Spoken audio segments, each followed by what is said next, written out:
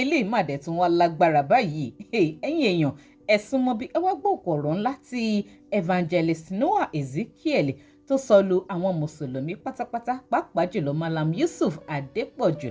Nínú fọ́rọ̀ yìí evangelist Noah ní ọ̀rọ̀ tí Malam Yusuf Adepoju sọ wípé orí àwọn tó kọ bíbélì gbálẹ̀ nítorí bí wọ́n ṣe describe ọyàn obìnrin nínú Bible lélẹ̀ tí wọ́n ní kò yé Malam Yusuf Adepoju tó ṣiṣẹ́ wípé kàkà tí wọ́n fi béèrè fún explanation lọ́wọ́ àwọn tó ní ìmọ̀ bíbélì níṣe ni wọ́n bẹ̀rẹ̀ sí ní bú àwọn tó kọ Bible tí wọ́n ní orí wọn gbálẹ̀.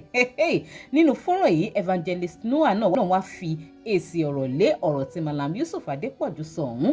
Wọ́n ní tó bá ṣe pé lóòótọ́ ni orí àwọn tó kọ bíbélì gbálẹ̀ wípé orí Allah àti Jùbírì tó fi Kùránì rán sí Muhammad àti Muhammad gan fúnra rẹ̀ àwọn mẹ́tẹ̀ẹ̀ta àṣẹ pé orí àwọn mẹ́tẹ̀ẹ̀ta náà ṣe kíni orí tiwọn náà gbálẹ̀ nìyẹn nítorí bí wọ́n ṣe describe ọyàn obìnrin nínú Bible bẹ́ẹ̀ náà ni description ọyàn obìnrin náà ṣe wà ní inú àlàkùránì pé a ṣe pé orí àwọn tó kọ kùránì náà ṣe kíni orí tiwọn náà gbálẹ̀ nìyẹn tó bá ṣe pé orí àwọn tó kọ Bible ó gbálẹ̀ nítorí pé wọ́n describe ọyàn obìnrin nínú Bible.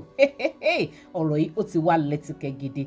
Ìjà ẹ̀sìn tó ń lọ láàrin àwọn mùsùlùmí àtàwọn ẹlẹ́sìn tó kù lórí ayélujára táwọn oníṣẹ̀ṣe bá bọ̀ ní ẹnu bíi lọ́lọ́ tó ṣe wípé ó di rántó ó di rògbòdìyàn gidi lórí ayélujára táwọn ẹlẹ́sìn kìrìsìtẹ́nì òun náà tún ti ń rúgbó bọ̀ báyìí díẹ̀díẹ̀ torí nínú fọ́nrán yìí evangelist Noah ó sọ òkòrò burúkú ránṣẹ́ sí àwọn mùsùlùmí pátápátá ni wọ́n fi Allah wé nǹkan wọ́n fi Muhammadu wọ́n fi wé nǹkan tó ju nǹkan lọ ọ̀rọ̀ òun ó lágbára gidi ó lẹ́tìkẹ́ ó gbẹ̀nù tán àfi kẹ́yìn èèyàn kẹ́sì bá ń ṣe kíni kẹ́ ẹ bá ń fẹ́ tí ara yín gbọ́ mo wá kí yín káàbọ̀ sórí ìkànnì DIGINAIJA television bẹ́yìn bá ṣe ní àǹfààní láti máa darapọ̀ mọ́ mi fún ìgbà àkọ́kọ́ ẹ máa bá mi tẹ subscribe button tó wà ní abẹ́ fídíò yìí lórí Facebook ẹ máa bá mi follow DIGINAIJA online tv link kan wà ní comment section fídíò yìí tó máa gbé yín lórí Facebook page wa. Bákan náà ẹ má gbàgbé láti máa bá mi like and share fídíò yìí ẹ máa bá mi pín kó máa lọ káàkiri lórí ayélujára láì wá nígbà wá lákòókò ẹ jẹ́ n gbé fọ́nrán ọ̀hún wọlé kẹ́ gbọ́ gbogbo ọ̀rọ̀ tí evangelist Noah Ezekiel tí wọ́n sọ nínú ẹ̀ kẹ́dẹ̀ máa bá mi fèrò tiyín nípa ìsìn kọ́mẹ̀ntì òun rí ẹ jẹ́ a jọ wò. Lórí fídíò tí Malam Yusuf Adepoju ṣe ní tí wọ́n lo ìwé the book of Song of Solomon ìwé orin Solomon chapter 7 verse 8 ṣùgbọ́n ẹ mọ̀ orí kankan tó ń stroll ìsàlẹ̀ pé kí ni Malam Yusuf Adepoju fẹ́ rí wí nípa bí Allah táwọn pè lọ́lọ́ ṣe ń describe ọyàn obìnrin nínú Kùránì. Sọ ẹ̀kọ́ já gbọ́ fídíò wọn lẹ́ẹ̀kan sí tí n bá ti play àwa sọ̀rọ̀ lórí ayé Al-Kùránì yẹn. nísinsìnyí ìdí tó fi yà ń lẹ́nu ni wípé ìtẹ́ ẹ̀ka yẹn lórí kò lè wà ní ọ̀rọ̀ náà àbí bẹ́ẹ̀ kọ́ ó bẹ̀rẹ̀ lójijì wọ́n lè wò rí bẹ́ẹ̀rù ẹ̀rọ ń fi ọyàn ewé sí èso àjà àwọn tó kọ bíbélì àárín wọn dálẹ̀ o. God bless you. Now a fẹ́ wo ẹni tí orí rẹ̀ gbálẹ̀ nínú àwọn tó kọ Kùránì Allah Muhammadu Jùbírì àtàwọn tó kọ bíbélì. So ṣe rí bíbélì kíkà kìí ṣe tí èèyàn lè fi ọgbọ́n orí tàbí òye ara rẹ̀ kà tí ó yẹ kíákíá bí kò sí ọgbọ́n Ọlọ́run. Ìgbé ayé Sólómọ́nì ó jẹ́ àpẹẹrẹ tó jẹ́ wípé èèyàn lè fi kẹ́kọ̀ọ́. Sólómọ́nì ló sọ ọ̀rọ̀ yìí nínú ìwé the book of Solomon chapter Song of Solomon chapter 7 verse 8 ó ní mo ní èmi ó gun ọ̀pẹ lọ èmi ó sì di ẹ̀ka rẹ̀ mú pẹ̀lú nísinsìnyí ọmú rẹ̀ pẹ̀lú yóò dàbí síírì àjàrà ọmú rẹ̀ pẹ̀lú yóò dàbí síírì àjàrà àti òórùn imú rẹ̀ bí èso ápìlì. Solomoni present ọ̀rọ̀ ẹ̀ pé ọmọ arábìnrin yìí á dàbí síírì èso àjàrà. Tẹ́ ẹ bá padà sẹ́yìn nípa ìgbé ayé Solomoni tó sọ ọ̀rọ̀ yìí in the book of 1 Kings chapter 11 from verse 1 àwọn afẹ́ ayé yìí kéèyàn máa sọ̀rọ̀ ẹ̀pọ́n ní fóbìnrin gbé obìnrin eléyìí ṣe oríṣiríṣi pẹ̀lú obìnrin òun ló mú kí Solomoni ò kọsẹ̀ ẹ lọ kà the book of 1 Kings chapter 11 òun ló mú kí Solomoni ò kọsẹ̀ níwájú Ọlọ́run.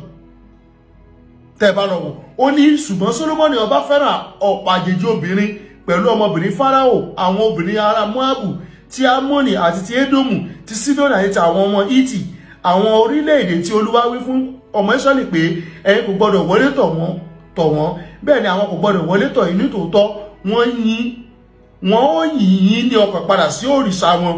Sólómọ́nì fà mọ́ àwọn wọ̀nyí ní ìfẹ́. So Bíbélì wa sọ ó sì ní 700 obìnrin àwọn ọmọọba àti 300 àlè àwọn aya rẹ̀ sì yí ọkàn rẹ̀ padà. Ó ṣe nígbà tí Sólómọ́nì di arúgbó àwọn obìnrin rẹ̀ yí ní ọkàn padà sí ọlọ́run mìíràn ọkàn rẹ̀ kò ṣe déédé pẹ̀lú Olúwa ọlọ́run rẹ̀ gẹ́gẹ́ bí ọkàn Dáfídì bàbá rẹ̀. Sẹ́ni pé rìsọ́ọ̀tì gbogbo tí Sólómọ́nì ṣe yẹn ó padà di pé ó affect relationship pẹ̀lú Ọlọ́run. So lẹ́yìn ìgbà yẹn ní Solomon correction Solomon ní ìwé òwe àwọn afẹ́ ayé tó jẹ́ òun ní ìwé Songs of Solomon tá à ń rí correction ìgbé ayé ẹ̀ òun ní ìwé òwe tó ti ń kọ́ wa lẹ́kọ̀ọ́ àti oníwàásù tó ti ń kọ́ wa lẹ́kọ̀ọ́. So ìyẹn lọ ẹ wá jáwò ṣẹ́ẹ̀rì mọ̀ pé in tí mo fẹ́ kà yìí náà orí àlá náà ti gbálẹ̀ àti Jùbírì àti Muhammadu tó gbé Kùránì wá. Yes, Màlá Yúsúfù ló jẹ́ ká mọ̀ pé orí wọn ti gbálẹ̀ because wọ́n kà ká nínú bíbélì òye wọn wọ́n wá láwọn tó kọ bíbélì orí wọn ti gbálẹ̀. Definitely tá a bá mú the same thing jáde nínú Kùránì orí ẹni tó kọ àtẹ́tórí ìbílẹ̀ ti gbálẹ̀ o. Ẹ jẹ́ n gbé àyà Kùránì jáde fún yín kẹ́rí. Ẹ jẹ́ ká wo bí Allah ṣe ń describe ọmú. Ó ní Quran chapter 78 verse 33 òun náà ló wà lọ́wọ́ mi yìí o sọ yìí international òun ló wà lọ́wọ́ mi yìí o. Ó ní and the full breasted of equal age àwọn ọmọbìnrin tọ́mú wọn kún dáadáa torí ròdòròdò torí ràrà torí rọ̀bọ̀rọ̀bọ̀ tó tún jẹ́ age kan náà òun náà ló wà ń sọ international. Ó ní and the full breasted of age àwọn ọmọbìnrin tí ọmú wọn tó kún dáadáa tó dúró lókè tí ó wálẹ̀. Sáré pé àwọn tó kọ Kùránì orí wọn ti gbálẹ̀ gẹ́gẹ́ bí ọ̀rọ̀ Màlá Yúsúfù Adépọ̀jù pé ẹ wá Allah wá ń describe ọmú obìnrin Allah wá ń describe ọyàn obìnrin àwọn tó kọ Kùránì orí wọn gbálẹ̀ o. Muhammadu tó ń sọ̀rọ̀ bíbá ìgbà orí ẹ̀ ti gbálẹ̀ ó ṣe wọ́n máa sọ̀rọ̀ nǹkan báyẹn ó bá ìmùsùlùmí lójijì ẹ mọ̀ pé lè bárù kan bẹ́ẹ̀ ní ọ̀rọ̀ Ọlọ́run àbí bẹ́ẹ̀ kọ́ gẹ́gẹ́ bí Màlá Yúsúfù Adépọ̀jù ṣe sọ wípé àwọn tó kọ bíbélì lórí wọn gbálẹ̀ bẹ́ẹ̀ lórí Muhammadu àti Jùbírì àti Allah tó ń describe ọmọ obìnrin ṣe gbálẹ̀. Màá mú different translation wá kájọ rí.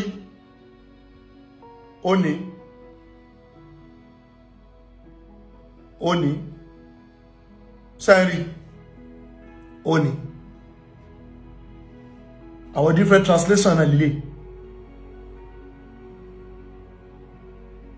sẹ́rí ẹ wo alaikan ó ní alaikan ó ní a young full breasted mature maiden of age sawad ìyẹn sọ wípé maiden with pear shape of breast fresh shape of breast fresh shape of breast abẹ́rì ẹ̀gbọ́n tó sọ ó ní a maiden with a swelling breast like of a àwọn ọmọbìnrin tọ́mú wọn rí rùmúrùmú tó rí ròdòròdò tó rí gbàǹgbà ó ní AAHK Sahil ìyẹn ní a full breasted companion of age. Àwọn tó kọ Kùránì orí wọn gbálẹ̀ o ó bẹ́yìn mùsùlùmí lójijì ẹ mọ̀ pé lè bárù kan bẹ́ẹ̀ nu Kùránì àbí bẹ́ẹ̀ kọ́ ó bá yín lójijì. So tí Màlá Yúsúfù Adépọ̀jù bá fi lè sọ wípé in tí ò yé wọn tó yẹ ká ronú bá ọ̀rọ̀ rẹ̀ ṣe rí báyìí èèyàn wo ni Sólómọ́nì nígbà kan kí ló ṣe báwo ló ṣe rí òye wọn gbọ̀n wọn fẹ́ sáré rò pé àwọn lè sáré fi jẹ lọ ẹ ti fi jẹ lọ nígbà yẹn bó ẹ ti fi expose Islam bí sìn. So orí àlà náà ti gbálẹ̀ tẹ́yìn náà bá ní ẹnu láti máa sọ fún wa pé ẹni tó kọ bíbélì orí ẹ̀ gbálẹ̀ orí Muhammadu náà gbálẹ̀ fún láti máa describe ọmú nínú Kùránì orí Jùbírì náà gbálẹ̀ fún láti gbé revelation fún ẹsẹ̀ describe ọmú tó ṣe máa rí rùmúrùmú tó tóbi tó rí kulubutu orí wọn gbálẹ̀. Màlá Yúsúfù Adépọ̀jù ló fà á o kì í ṣe àwa o jẹ́jẹ́ wa la jókòó o kò sí ọ̀nà kúkú ṣe èmi ṣe tọ̀dọ̀ mi lọ́dún yìí a wà ní on the 18 mo wà ní on the 18 báyìí lèmi ṣe tọ̀dọ̀ mi that is 20 minutes after 12 lóru on the 18th ni mo ṣe tọ̀dọ̀ mi. Fídíò tí mo ń lò yìí kò ṣe àná ọmọ alálùsùfù ṣe o, ó ti lé lọ́dún kan, ó sì ti lé lọ́dún méjì. So ìwọ tó bá fẹ́ sọ̀rọ̀ pé wọ́n bú Allah, wọ́n bú àwọn, wọ́n bú Jùbírì, wọ́n bú Muhammadu, kọ́kọ́ gbé sọ́pọlọ ẹ pé sí ọmọ tó ṣe lọ́dún yìí ló kọ́ sọ pé àwọn tó kọ Bíbélì lórí wọ́n gbálẹ̀ ní lọ́dún méjì sẹ́yìn. So kó mọ̀ nǹkan tó ń ṣe, Ọlọ́run ràn wá lọ́wọ́, ọ̀pọ̀lọpọ̀ ní lórúkọ Jésù. God bless you. Hey, ọ̀rọ̀ yìí dójú ẹ̀ pátápátá. Ọ̀rọ̀ lẹ́gbọ́n lẹ́nu evangelist Noah yìí, wọ́n ní orí àwọn tó kọ Kùránì náà ṣe kíni, orí tiwọn náà gbálẹ̀ ó lágbára. Wọ́n ní ẹni bá ti bú bàbá ẹnìkan ó ṣàtìmọ́ retí wípé wọ́n fi bàbá ńlá bàbá tẹ̀ náà wọ́n fi wọ́lẹ̀ tòrótò ni. Ohun tèmi rí tó ń ṣẹlẹ̀ rí láàrin àwọn ẹlẹ́sìn mẹ́tẹ̀ẹ̀ta. Ṣùgbọ́n tó bẹ́ẹ̀ jù bẹ́ẹ̀ lọ, ibo gan lẹ lérò wípé ìjà ẹ̀sìn tó ń lọ lọ́wọ́ yìí, ibo lẹ lérò wípé yóò já sí? Ẹ máa ju opinion tí yín sí comment. Ẹ má wàá gbàgbé láti máa bá mi follow DIGINAIJA online TV lórí Facebook. Link kan wà ní comment section video yìí tó máa gbé yín lórí Facebook page wa. Lórí YouTube, ẹ máa bá mi tẹ subscribe button tó wà ní abẹ́ fídíò yìí. Kẹ́sì máa bá mi like and share. Ẹ máa bá mi pín fọ́nrán yìí kó máa lọ káàkiri lórí ayélujára. Ẹ ṣeun tẹ́ ẹ̀ darapọ̀ mọ́ mi ní gbogbo ìgbà.